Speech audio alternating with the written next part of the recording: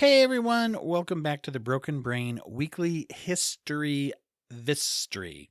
That's Thistory History, the Thistory episode for Thursday. That it starts with a TH, guys. I just said it weird. Anyway, this is the weekly look at a history of something psychological. Something that comes every week. Full episodes are available on the Patreon. Once a month, I have a whole episode, a whole dang episode that drops on the regular feed. And this be that one today. So everybody gets this whole one. If you want to hear the weekly history lessons, then you go to patreon.com/brokenbrain or dwighthurst.com/support to learn more. And as always, half of your donation, if you are a Patreon subscriber, half of your donation goes to the charity of focus within the month that you joined, which, by the way, this month is the White Bird Clinic. Go to whitebirdclinic.org to learn more about this wonderful organization in Eugene, Oregon, where they provide crisis mental health intervention services. They're tied in with the first responders to do that, and they also dedicate a lot of the charitable work that they do towards helping people to get a hold of medical, dental, mental health, and just other forms of self-care, medical care. The other populations of people who otherwise would probably not get this care. So that's who you want to check out this month to share, donate, and get involved with them. Now let's get into Sophie Freud. While we're on the subject, who is Sophie Freud, you might ask? Maybe you know, and then you probably didn't ask. But let's go ahead and say anyway. Sophie Freud was an Austrian and American psychosociologist, education, and author. First few words of her internet bio that I read. But so she's a psychologist, but also focused on sociology as well. We'll get into that interesting title a little bit. But one of the reasons that she comes up and is known a lot is because of her experiences with a certain grandfather of hers. Not of all of us, although isn't Sigmund Freud symbolically all of our grandfather? No, he's not. That's the first answer that we're going to learn today. He is literally the grandfather of those who are, descended from him, in particular today focusing on his granddaughter, Sophie Freud, who did a lot of really cool things in her own right, and also was famously a critic of much of Freud's work. Hey, Freud was a weird guy. There's no shortage of critics and people who take issue with some of his stuff nowadays, particularly, although there were also many of those people at the time as well. But there is a quote that I came across here from Sophie Freud, who she passed away in 2022, and there's a obituary article about her in the Washington Post, where it quotes her as saying that her grandfather was one of the, quote, false prophets of the 20th century, close quote. Lest you think that everything I say from here on is a quote from her. So in 2022, she passed away at the age of 97. And her career was working in academics as a professor. She wrote a lot. She was a social worker.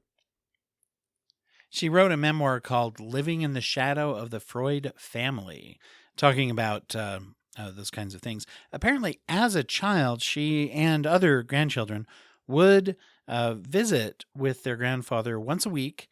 They would go there on Sundays, apparently, and that they would spend time with him. Some of the accounts I've read is that she remembers him as being very kind to them, as far as just on an interpersonal level as a grandfather, but that he was also an intimidating and imposing figure as well. So these are quotes I've read from different places. So in the 1940s, when she was 16 and the Nazis invaded Paris, I should say, leading up to that era, she and her mother actually escaped by going across France by bicycle. And after a time after that, it was in 1942 when she left to go to the United States, and that was where she began teaching and also getting involved in social work and social advocacy for people. Freud, by the way, those of you who know, Sigmund Freud struggled in that area as far as social advocacy and progressive thinking. There were a lot of problems with that, in that he tended to chalk a lot of things up towards pathology, right? And he also tended, in a lot of his theories, a lot of blame really did land upon the mother and things that had to do with the relationship with patients and their mother. Freudian psychoanalysis is very tricky to go back and sort of forensically disentangle. While it was groundbreaking in some ways and led most people that I know and follow do feel like his contributions were largely in what they led other theorists to do after him. Now, I'm not saying that that's the right way to look at it, but that does seem to be, as far as what has come from it and what has survived. It's a murky practice in some ways, and by murky, what I just mean is that the principles of psychoanalysis, the pure principles that he taught, was that the reason for problems and pathologies comes from a subconscious that is so deep and so sub our consciousness that you can't impact it directly. That somehow through talking around in analysis for long periods of time, that you could affect a change, but you couldn't directly interact with the underlying reasons of why things were happening and why you were thinking or feeling a certain way, really. A lot of his approaches and a lot of his theories around things that had to do, for example, with homosexuality were very homophobic. I'll say particularly by today's standards, but I don't think that things start becoming wrong just because a lot of people think them. So obviously not. There were some very problematic things that were there as well. And these are some of the things that Sophie did take some issue with. In her writing and in talking about her experiences and her family's experiences through World War II, she is described as a realist, and she sort of rejects some of the comfort that she actually, there's a quote here where she calls it the false comfort of being told, "Isn't it great that you escaped?" Basically, she said, "Mine is a survival story, but a bit of an accidental survival story at that." She apparently, was concerned that by saying like, "Oh, you're so strong," that sometimes that can take away the appreciation of what the suffering, and also take the focus off of the evil behind cruelty as well. And I think a lot of people, and I've known a lot of people who that approach of saying, "Wow, you are so strong. Look at what you've survived." And not that it isn't true, but that kind of feedback can actually accomplish the opposite of what I think someone's trying to get across. And also you are emphasizing to that person that the concept that is sometimes they feel as a victim of any kind of cruelty or abuse, that it is all on them, that, hey, you survived, good for you. And boy, when you've been through experiences where maybe you almost didn't survive, or you don't always feel like you survived in a way that was really great or whatever, and then it's like, okay, well, I'm glad I survived to the point where you think I'm strong. It sounds like an approval. And it is the person who committed atrocities, takes a little focus off of them as well. So that's just an interesting point that she made, that she believed in very much. She worked with child welfare, worked with parental instruction and parent guidance, child-parent relationships. She had a doctorate from the Florence Heller School of Social Welfare that she received in 1970. This was a career that spanned a long time. She spent over 30 years working. A lot of this that I'm also getting comes from an article called Sophie Freud, Surviving Granddaughter of Sigmund Freud, in the State Journal Registrar, that you can find as well. And a lot of information comes from notes that people have shared about a literary tour that she took after her book was released as well. So that's where I'm getting a lot of these quotes and timeline things from. So apparently, she lived under what she called the shadow of an imposing figure who was mostly silent and somewhat severe in personality, which was her grandfather, Sigmund Freud, I should say. That while he would make sure to spend time with the grandkids, and he would give them coins and things like that at the end of their visit. Whenever they left, he would reach in his pockets and give them each some coins. And so there was some kindness and warmth. And according to this article, one of the articles I read, that she kept the pictures and even a bust of him around. At the same time, she recalls him as, like I say, mostly silent. Some of that had to do from the fact that he suffered towards the end of his life with mouth cancer, which came from smoking cigars, primarily, it seems, and that he would save his speaking voice. And in fact, there's a quote here where she says that he reserved his speaking voice for his patients. So there was apparently just an ever-present, kind of monolithic presence of who he was as a figure in modern psychology, and just basically the persona of a very, very famous and, eventually historically relevant famous character.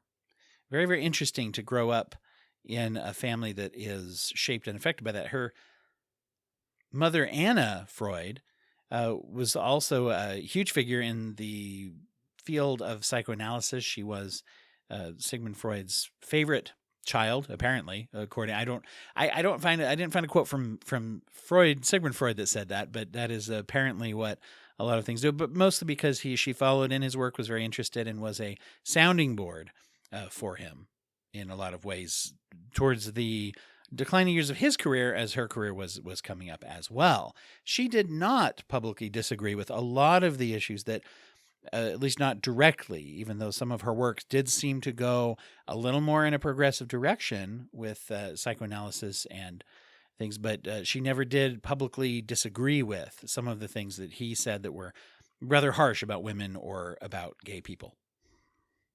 By the way, I said mother a second ago. Sorry about that. Anna Freud is not her mother. Anna Freud was her aunt. Anna Freud herself never had any children.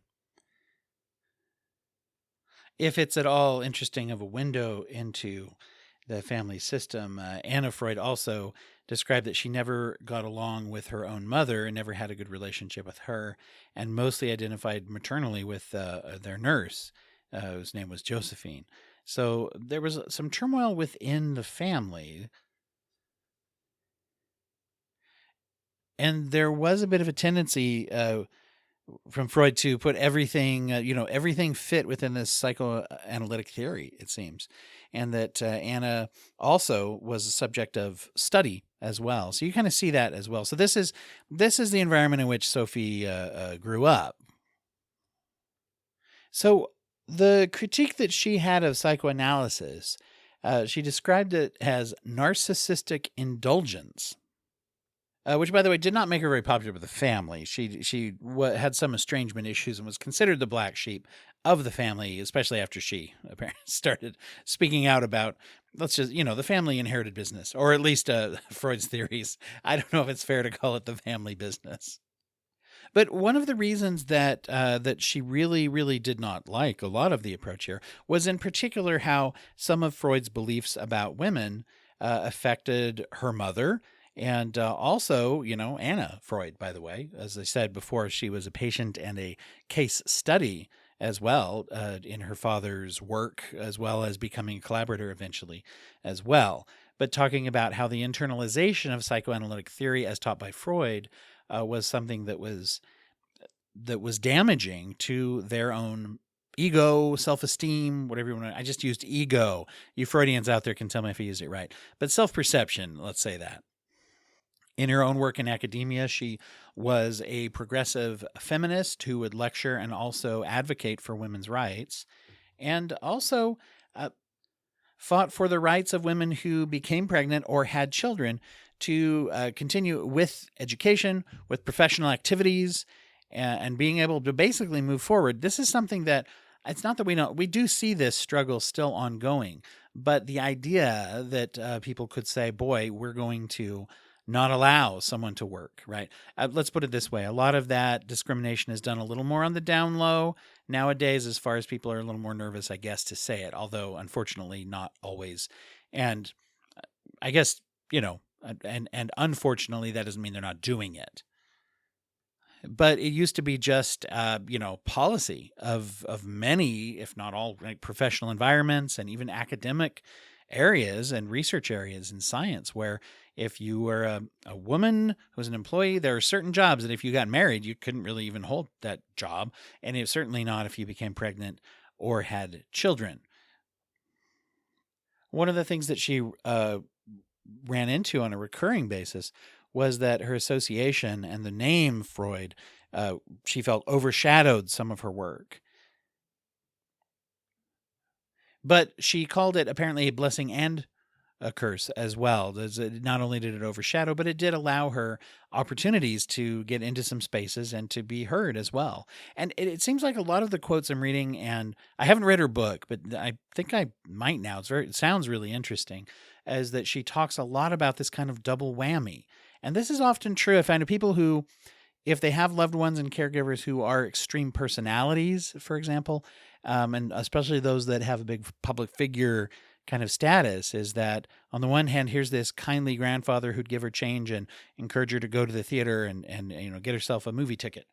And then on the other hand, this imposing figure who taught some things that had really negative impact on her own family, and as she would put, for society as well, especially with some of those more regressive theories that were used and are used by people who want to justify bigotry and discrimination in some way that is like pseudoscientific. And you can see that happening all over the place, still, of course. There are many principles of psychoanalysis that are not necessarily real friendly, especially to women. And it may have shaped the way that Sophie's direction went for advocacy for women. One of the things is what they call penis envy. I don't know if people are that into psychoanalysis anymore. I feel like this was talked about more when I was young, but saying that at some point young girls become jealous because they do not have a penis. And that's universal to all women, sort of thing. And then there's, you can Google wandering uterus if you feel like it, or just, there are very many things that Freud came up with. And so there's a quote here where, Sophie Freud said that those theories in her mind were like the imagination of a 3-year-old. And that this got into what she called this indulgent narcissism. And one thing you have to remember too is that Sigmund Freud's theories were not really observable because by definition, subconscious, right?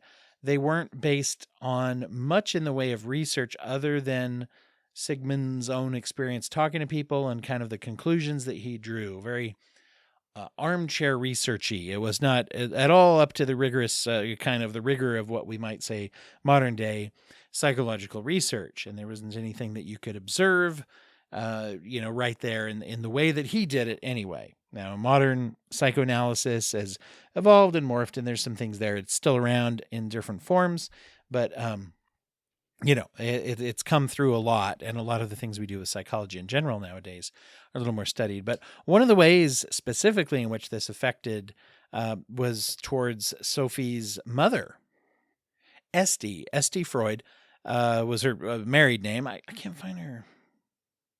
I didn't find a maiden name. I'll see if that pops up later. But as I'm I found this article that talks about this. Called Freud's Granddaughter Visits Clark, which was Clark University, I guess. And that was written in October of 2009 by Sandy Quadros Bowles, Bowles. Very interesting article talking about a speaking event. But so Sophie talked about her mother, Esty, who was married to Martin Freud, that was the Sigmund Freud's son. And as they went on, that she talked about how her father-in-law, Sigmund Freud, watched her with a very critical eye, and that he hired a nurse to help care for the children, not because she asked for it, but because he felt that Esty was not competent. So, along with inherent to some of these theories, and this is one of the problems people don't really think about sometimes, is that when you have misogynistic or bigoted theories about people, a group of people, women or any other group of people, really, and you say, okay, here's where they're off step somehow, and this and this and that. What is happening is, especially in these theories, of course, are being, cooked up by a man, and in other cases of other marginalized communities, if it's come up with anybody who is not, particularly not a member of that community. It sets up this power dynamic of, well, this expert gets to say things, and then therefore, since they're the expert, then you can't say anything back. So, for example, if I say, women are given to emotional hysteria, then anything that you might say back to me, I can turn around and say, well, that's just that's emotional hysteria right there. You seem very upset. Well, yeah, you said a really terrible thing. Of course I'm upset. Well, there's that hysteria again. And so it all falls under that umbrella. And so therefore, what we see correlating with that is other actions that people take. So for example, Sigmund Freud feeling very confident, stepping in and saying like, oh, I get to decide that you're not really doing a good job, so I'm going to send in a professional to help you out because I should be in charge. And that's, once again, that's the basis of sexism and misogyny. Another way in which this attitude really hurt Esty was that when she and Martin were having marital issues, they did go to Sigmund Freud for help. In fact, Esty wrote a letter to him asking for help with her marriage and knowing how to communicate and talk and work better with her husband. He refused, and there's a quote here from Sophie in this speech that she gave where she says he told her he did not believe in marital therapy, at least in this case. So that's pretty bad, guys, right? To be a sort of set up as this expert in human psychology and the way that we think and work. To me, that there's no way to interpret that message other than just, I don't care, right?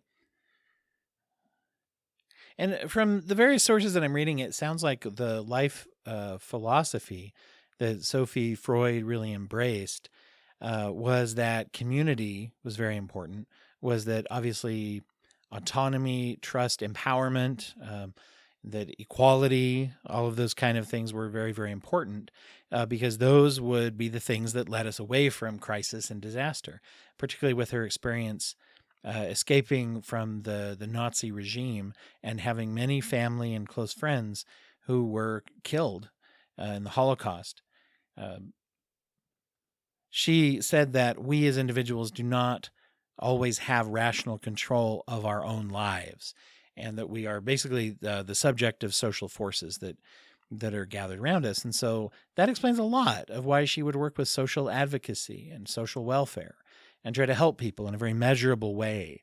One of the things about psychoanalysis in the early days is it was not only developed with, but only available to people in the kind of a more upper socioeconomic status. And it's very interesting to me that Sophie made a lot of her work working with people who were of indigent circumstances and in great areas of need. So here's a really interesting person who in some ways, pioneered some things that we would believe in a little bit more nowadays than we would in some of the original versions of psychoanalysis. And even if we don't buy into Freudian psychoanalysis as it was first made, and I hear lots and lots of people, go to any intro to psych course and see what the consensus opinion is, or just ask anyone in mental health and say, hey, do you follow, the exact teachings of Freud?